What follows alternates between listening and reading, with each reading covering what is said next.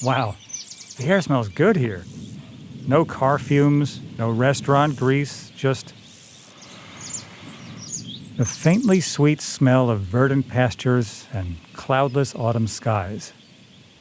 I'm afraid of dying here, and that's like a very honest answer. I'm scared of dying here.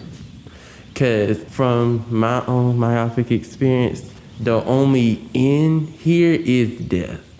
The only thing is that you die broke, poor, and sickly.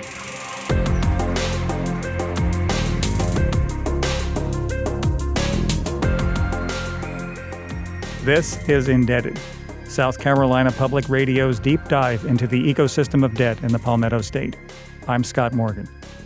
In this episode, a stopover in a place of timeless, fatal beauty, Barnwell County, and how a lack of opportunities passed down through generations is the backdrop for one of the worst places for debt in the United States, where, for so many, the only road to a good life is the one heading far away from here. How do you reconcile the beauty of a place with the ugliness an 18-year-old sees when he looks out his own window? Places like this have a lot worth embracing, but only if you choose to embrace it. For a lot of people who come from here, choice is not on the table. For them, today is uncertain, and yesterday is written in pain, sometimes so sharply that a young man who's never lived anywhere but here knows he doesn't want his obit to say that he died here, too.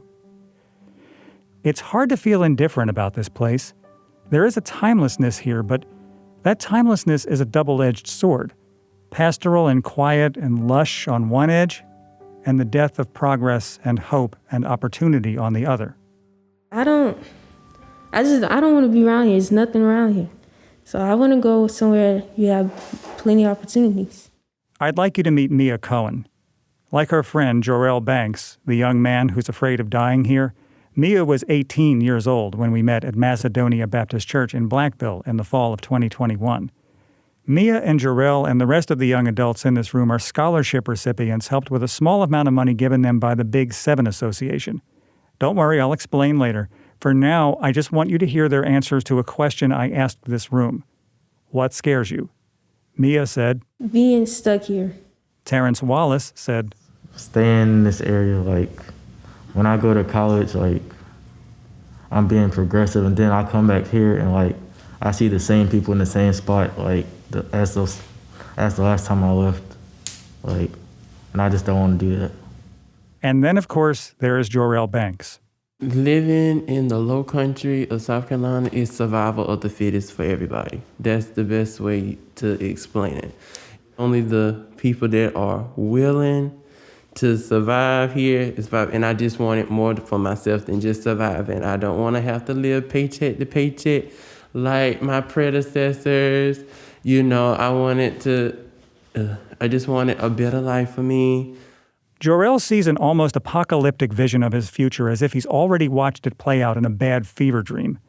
Under everything he fears, it's really the fear of nothingness that drives him to stay in college, studying political science all the way upstate at Clemson University, someplace far away from Barnwell where you don't have adequate hospitals and adequate medical spaces.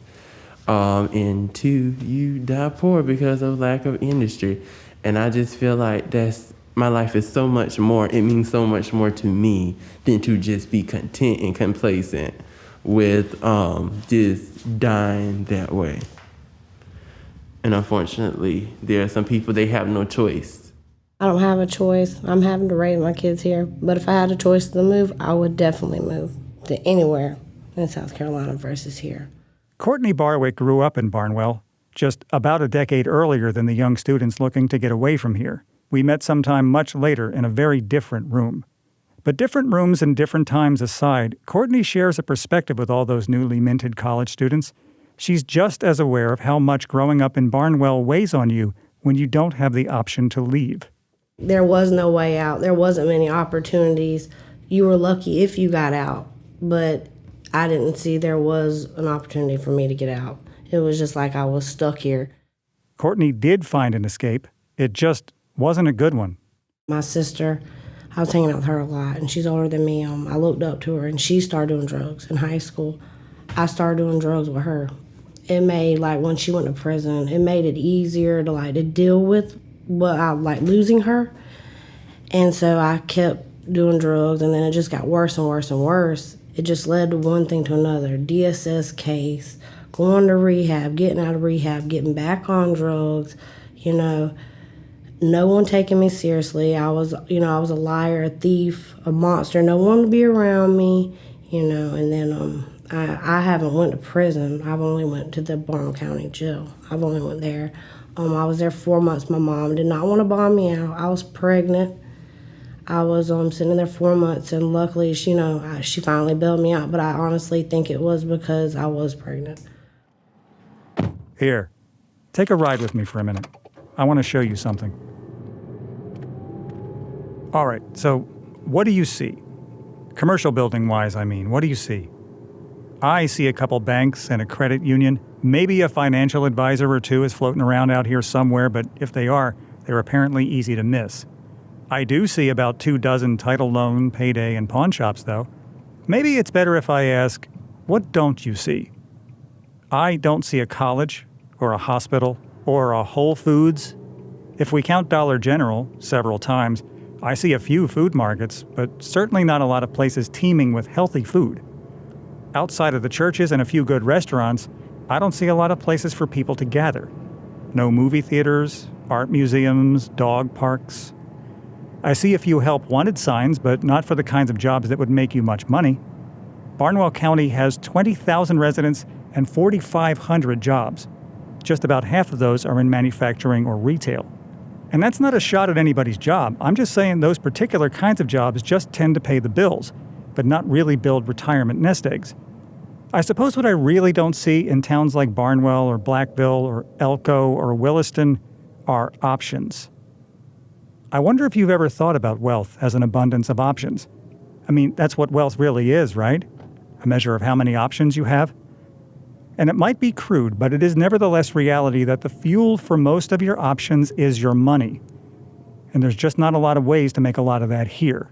And that's if you can even get a job in the first place. It's like, all right, the people that are already here, the jobs and stuff, they're already filled. It's like, okay, well, there's no more. You know, then there's like, oh, this plant is going to be open. And well, then all these people that don't have jobs here, they're going to run to that plant. So I might not be that one person that gets in there too, because I don't have a lot of experience. But how can I get experience if no one gives me that chance to get it? I mean, and I've never had that chance to get any experience because no one's willing to give it to me. Because when you go fill out a resume, it asks, well, we recommend you have this much experience. How can I get that? You can't. I don't think not here. It's a beautiful place here, but sometimes it looks like it's good. Like there's 100 jobs opening, but it's like, well, most of those have already been taken, you know, so that's definitely a struggle here. And it's like you cap out. Like I want to sometimes not have ceilings or cap out, but here it's like you're going to cap out here, girl. Like this is it. You'll either leave this county or you'll cap out right here. Shannon Shepard grew up in Barnwell too. Not well, by the way. I started on the wrong road. So I grew up in a family where addiction was just normal. The payment for drugs came before we got shoes, clothes, or anything. So that's why we struggled. I remember hunger pains as a child, so I definitely have felt poverty before. We've had the lights turned out.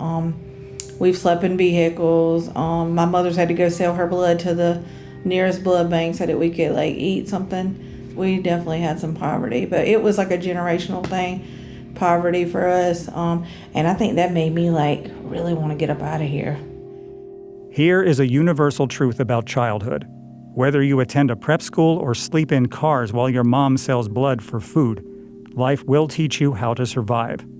It just might not teach you benignly. So that probably, it was already in me that I was going to survive if I lived that kind of lifestyle. I could survive it. And so I just got really strung out in my addiction and had drug charges in and out for about a year. And I finally went to prison for manufacturing. Shannon actually did leave for what it's worth. In her teenage years, her family lived closer to Columbia. She came back every now and again to see her grandparents, but for the most part, she was out and far away from the place she says brought her way too much pain. And then she met a boy and fell in love, and he had some drug problems too and went to prison. And while he was in there, he found a calling from God. So when Jamie and Shannon got out, they got married, and then he became the pastor of a church on Marlborough Avenue in the city of Barnwell. I'll tell you what, it'll make you be like, I'm getting my kid. I will never have my kids in this town. So I kind of blamed this town for stuff. It was hard for me to come back here. Why did you? Because my husband, he was called down here to preach at a church. Just so happened we had come and we were sharing our story everywhere when we got out of prison. And this church kept praying over him for a while. And they offered to send him back to pastoral school, to send him to pastoral school. And so they let him intern there kind of while he was doing his schooling. And so then when he graduated, they hired him as a full-time position. Now he works for the county too, but I didn't want to. I was kicking and screaming, I'll tell you that right now. But I've healed a lot in the last 6 years since I've been here. I think a lot of my trauma took place in this town, and I put my pain on this place. Like, there's things that I had blocked out, and I would ride down a road and be like, oh, this happened in that house. This happened. So it's kind of been healing, but I want more for the people in this community. And when I see people sit in front of me, I would never be able to even get on the same level with them if I hadn't been through some of the stuff. Today, Shannon Shepard is an addiction counselor at Access One, Barnwell County's substance abuse treatment center. Her life on the wrong road allows her a special kind of empathy for people trying to put their lives back together, or maybe put them together in the first place. What I pause here to think about is this. There are places that will take more from you than they give, if you can't forgive them. I don't have the courage to forgive where I'm from. I just ran away and I don't look back.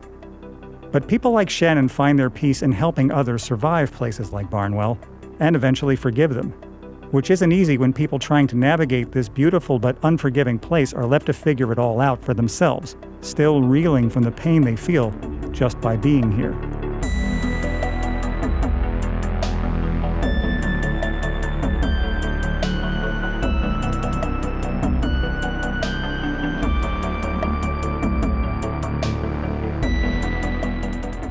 A very brief, immensely oversimplified history of Barnwell County's economy. This was once a hub for the cattle trade that gave way to the cotton trade. When Southern cotton operations based on the labor of enslaved people got upended by the Civil War, it left most of the South without an economy now that slavery wasn't its driving engine. In an effort to recover as much as legally possible, landowners in Barnwell did what a lot of Southern landowners after the war did. They got into sharecropping, a primitive yet effective system of land debt through which landowners rented out small parcels to destitute farmers in exchange for a share of their crops. As you might have guessed, it was a great deal for landowners who got to make money and reap crops they didn't have to grow for themselves, and a crushing form of servitude for indigent farming families, white and black, but pretty disproportionately black, who could almost never buy their way out of debt no matter how many crops they grew. As you also might suspect, landless people who had a tough time improving their station in life 150 years ago could not beget wealth to their offspring, who today drive a median 32 minutes to work to make a median $22,463 a year. Something I've alluded to in this series is how history isn't really history if it's still affecting people the same way it did a long time ago. Well, think back to what Jarrell Banks and his friends said about getting out of here as soon as they can, and put that in context with what David Kenner said in 1983. I kind of think back to the times that I was about to graduate. I think one of the major pushes was just to leave here, get out of town. And some of the kids that we've interacted with, their desire to go. I want to get out and go. Really not sure where I want to go. Maybe I didn't do so well in college. I didn't do so well in high school. So military may be my option, or tech school may be my option, or four-year institution may be my option. I just want to go. I want to get out from around this area. Timeless, isn't it? When David left, he spent 6 years in the Navy. And then he did something that he hopes, and we'll have to wait and see if, Jorel and Mia and Terrence and their friends do. He came back. There's a lot of them in latter years that eventually make their way back. They're tired of the big city life, or they made their mark, if you will, or financial success, if you will, and now they just want to come back home. Well, home really hasn't expanded or done much since you've been gone, so definitely we need you. I told you I'd explain what the Big 7 Association is, and now I will.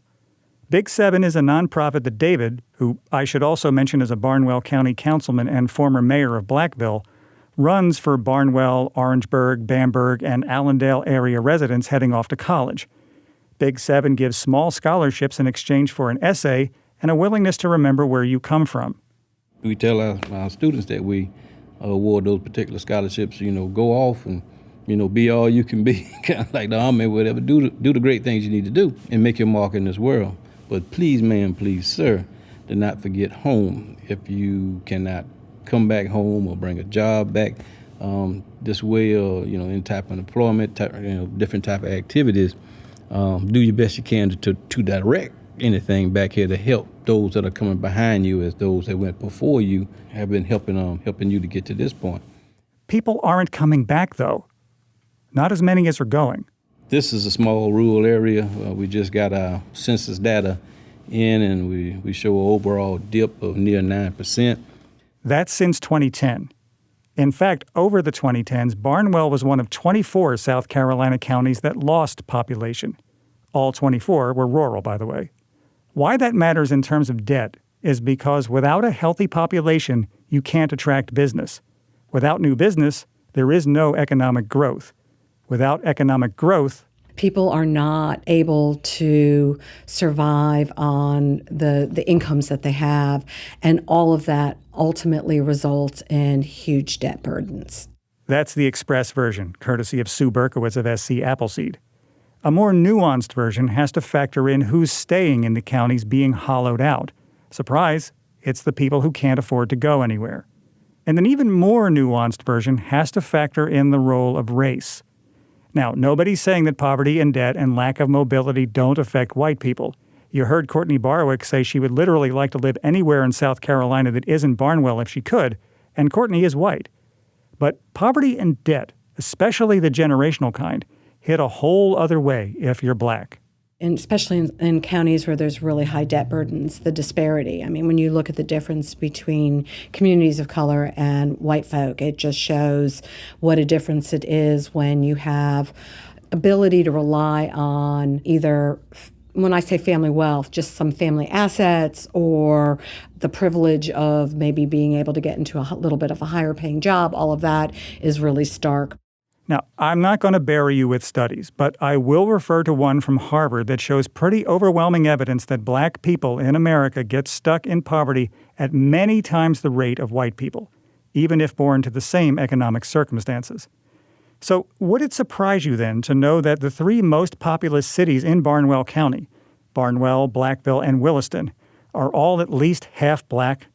Where median annual incomes range from less than $18,000 to just over $25,000, where just about 40% live below the poverty line. Would it surprise you to know that in Blackville, where 8 in 10 residents are African American, a third don't have a car, and yet live an average 30 minutes drive from any place to work?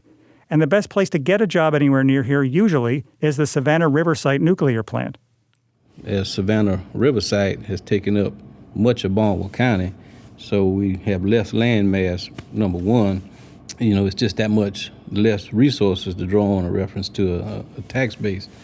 So you kind of put that into a struggling area economy. School districts that have a problem attracting quality teachers and the inability to pay those teachers, it all just kind of ripples back downhill.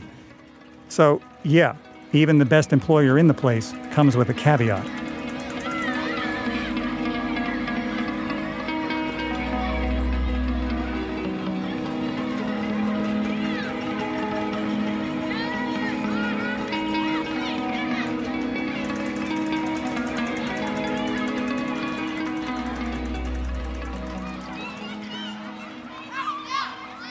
There's the sound of tomorrow. In this joyous banter are the voices of children who will grow up to be cops and nurses and architects, teachers and designers and manufacturers, drug sellers and drug users and petty criminals.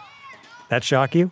To think some of these children will grow up to see the insides of rehab centers and jail cells and shabby homes?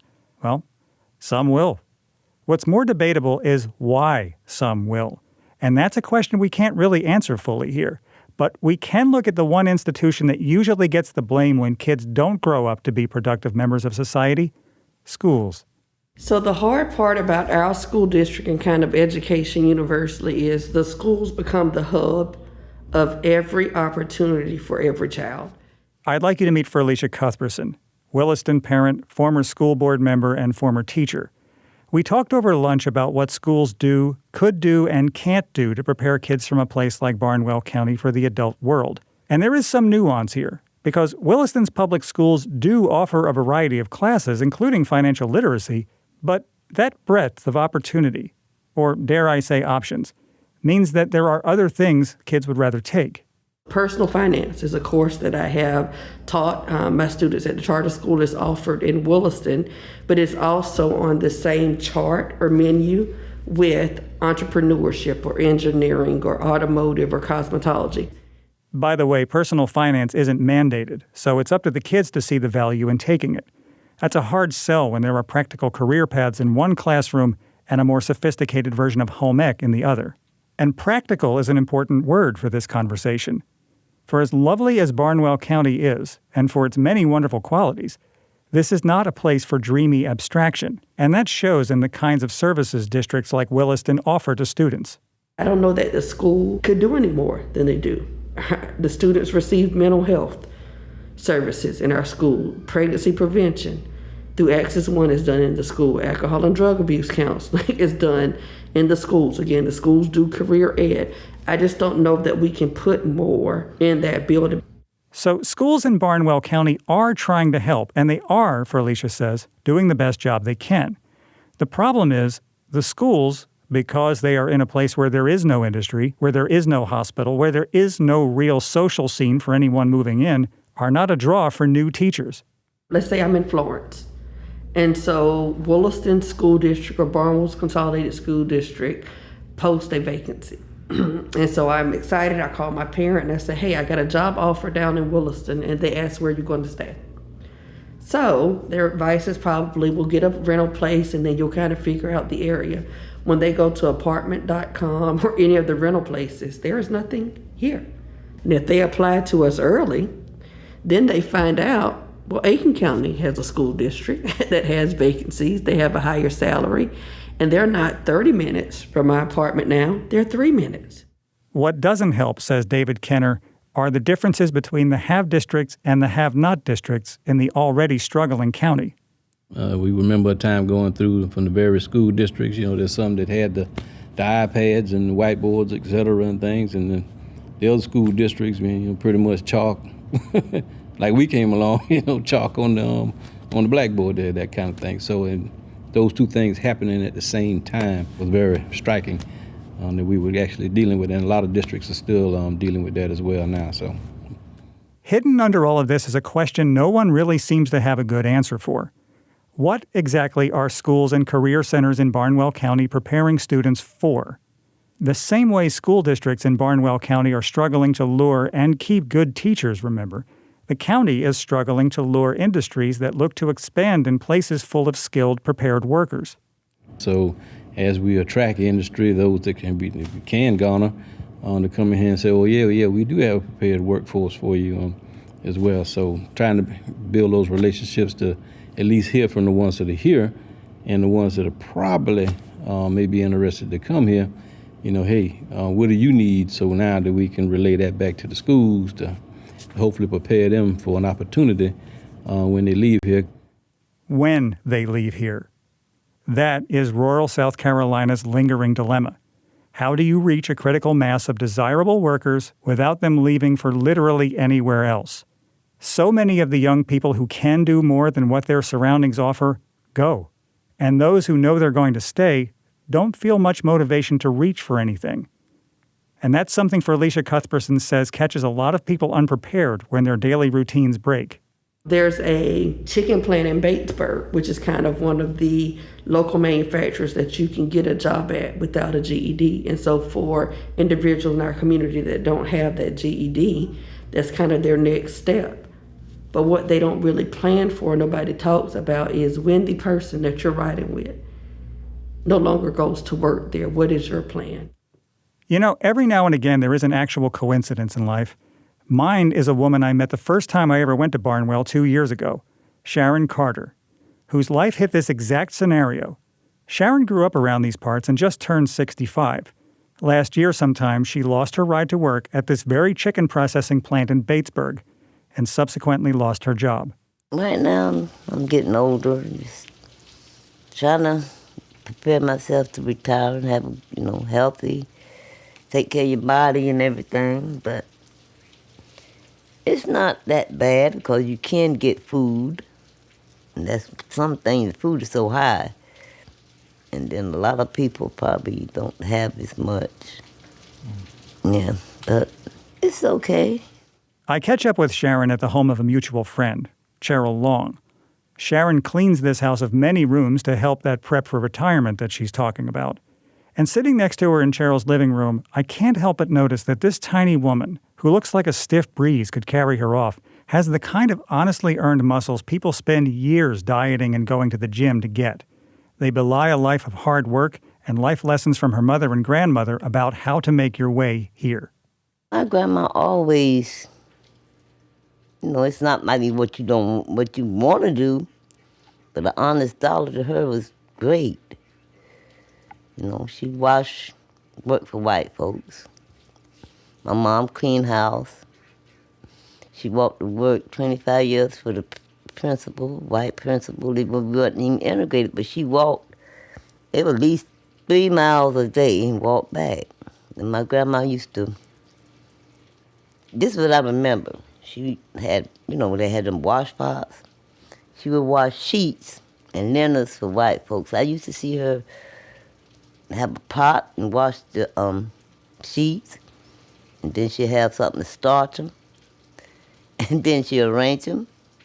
Then she'd take a smoothing iron, put it up there and iron them. And every day she would take those clothes and fold them, but she was making money. It's no problem because you gotta want to work right now. I have been to the fields, a few fields, and I've been at it long for 20-something years. But I don't regret it. I was happy and satisfied because I was getting the things that we needed. Sharon lives in a trailer home that she bought a long time ago that isn't in good shape anymore. She got it with some money from her mother, who had saved it up over the years without the assistance of a bank. The reason I wanted you to meet Sharon Carter is because more than anybody I've met in Barnwell these past 2 years, Sharon is the complexity of this place. Someone who stayed and made her way, someone who sees opportunity in every job she gets, someone who believes in the value of hard work, and someone whose gratitude for everything that's good in her life supersedes all. And yet, it's hard to separate her from the hard realities of her life. Raised in a time when being black was pretty much all you got to be around here, and brought up without the dreams of getting away that both haunt and liberate the young people preparing to start their working lives, just as Sharon is preparing to put hers to bed. I'm drawn back to something Jor-El Banks said about only the fittest surviving here, and I look again at Sharon Carter's strength. I can see it in her arms, in her face, in her eyes. I'm not really certain what I want them to tell me, but I am certain she'll survive.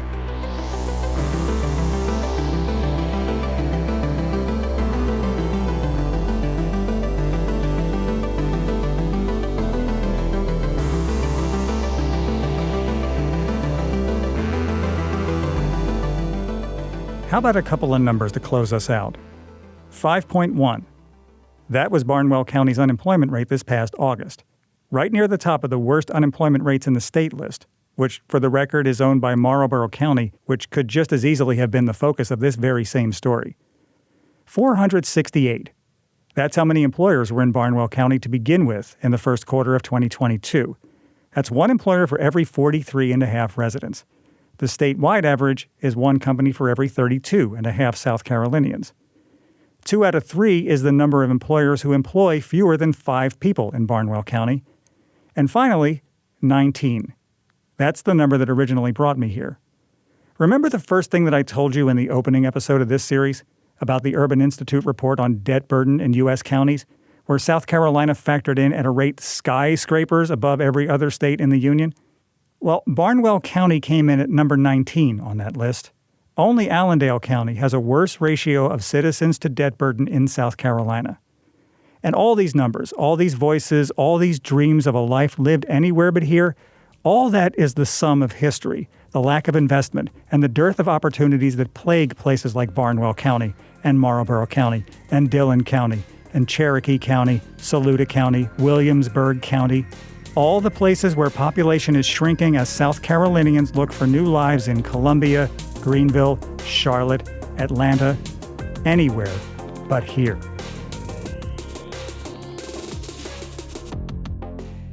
On the next episode of Indebted, a look at short-term lending from a point of view not usually heard.